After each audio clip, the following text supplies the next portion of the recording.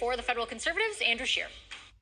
Hi, Mr. Scheer. It's good to see you again. It's been a while. How are you doing? Yeah, good. Thank you very much for making the time for the conversation. I wanted to start off today on the pitch your counterpart in the government is making, and I'll quote Steve McKinnon here.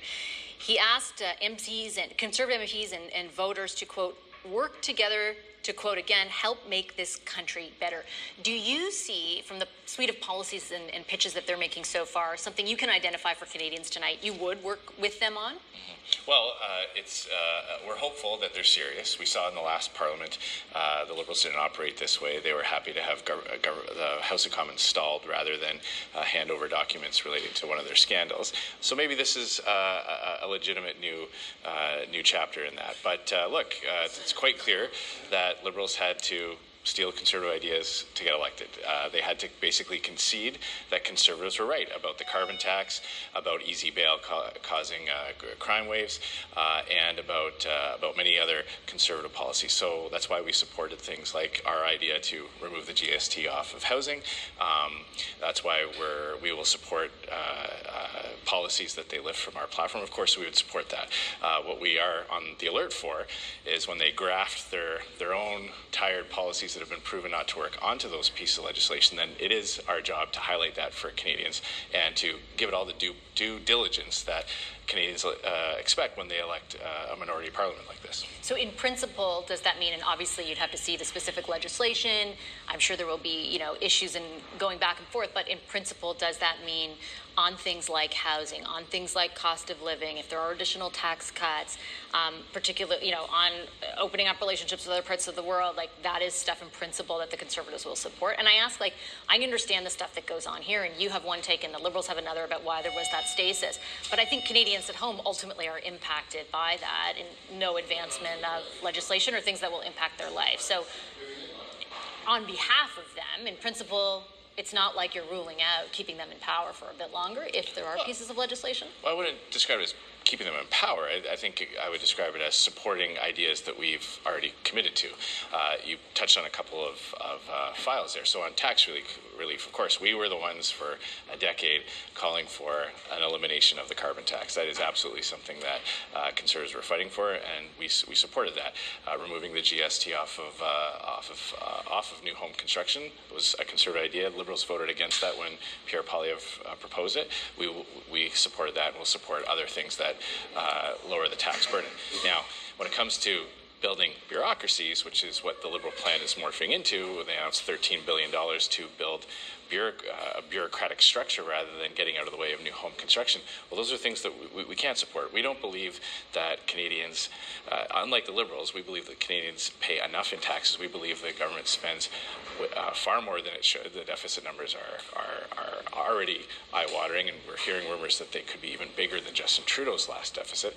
So on a case-by-case basis, when they bring in ideas that we've either campaigned on or committed or supported in the past, of course we'll continue to support that, but we will call out and highlight for Canadians the bad Liberal policies that are going to increase costs, drive up inflation, or put pressure on taxes going up as well. I want to ask you about that and in general the budget, because it's more than even a signal. The Prime Minister essentially confirmed over the weekend that the size of the deficit would increase.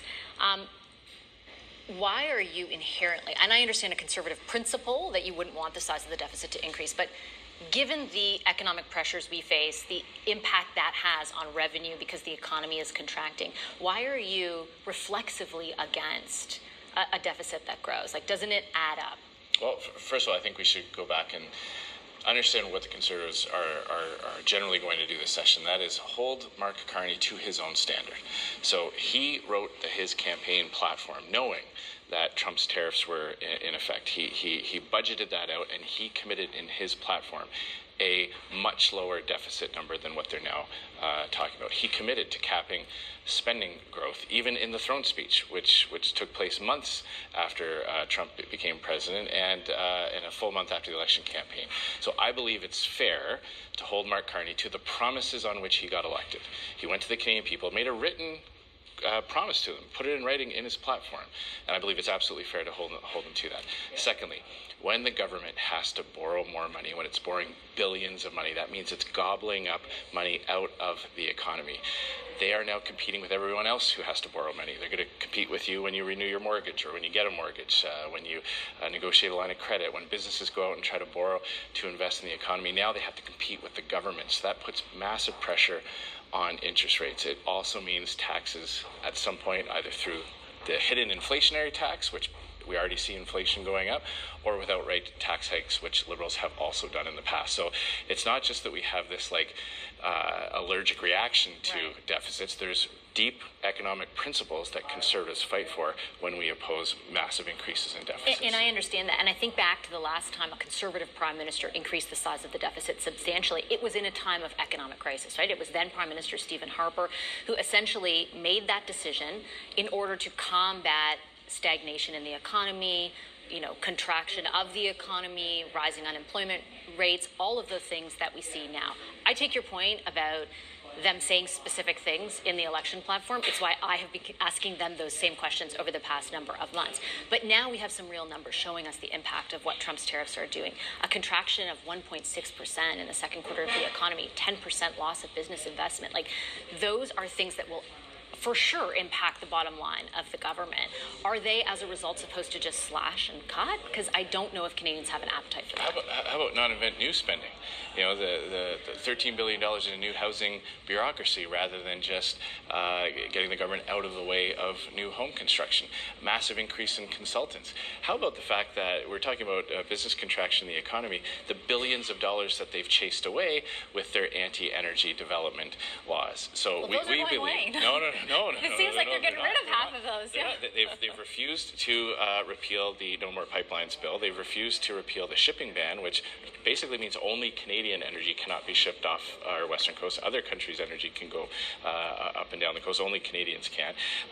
They've refused to repeal the impact assessment regime that they built, which was designed to get to a no. They vetoed Northern Gateway. They layered on all kinds of rules and regulations on the energy sector.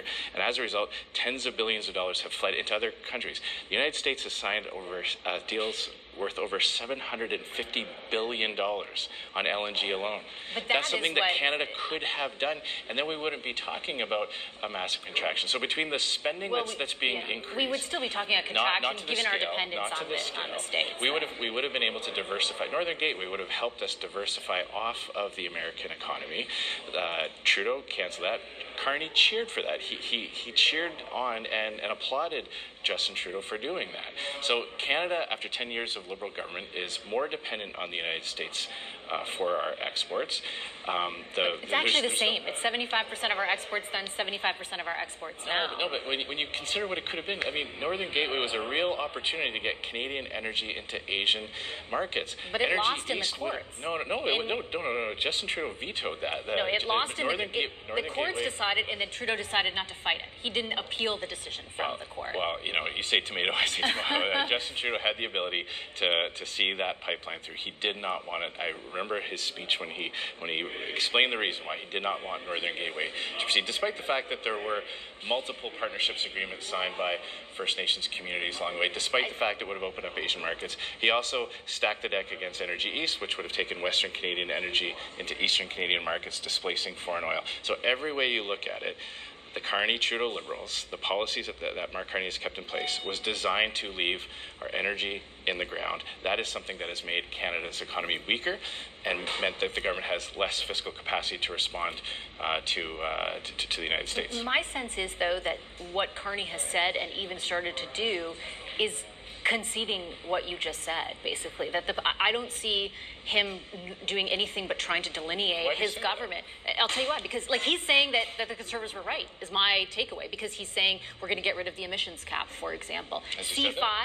Well, has he made the commitment that he's going to get rid of it? Well, he said to me he was open to it. Okay. Okay. Point blank, a number of months ago. This is the problem with liberals, like, Let me finish. okay. C5 is also meant to, on a case-by-case basis, move around those pieces of legislation. So if new LNG development or a new pipeline requires that, the impact assessment not be used or the tanker ban not be in place, C5 is supposed to override that, give the cabinet the ability to override that. If they got rid of everything, we'd have no climate plan. No, that's not true at all. I disagree. First of all, Mark Carney is proving out to be just another liberal. One day, maybe he might be open to it. He's been prime minister now for 6 months. He promised to move at unimaginable speeds, and nothing really has gotten done. His major project list is 5 projects that were all either already approved or in some cases already underway. I mean, Not LNG Canada. The investor hasn't even made a decision on that yet. What he's done with C5 is he's given himself the power to use what's called selective enforcement. That means instead of the market deciding, instead of investors deciding, yes, this project, yes, that project, no, that project, or the market deciding, Mark Carney is going to decide when the rules apply and when they don't apply. It's very dangerous. We want to live in a country where the market decides things. He wants to live in a country where he gets to decide things. So the difference there is... Doesn't government have to send a message? No. That we're open for business. No, but you send that message by setting up the goalposts and fixing them in one spot.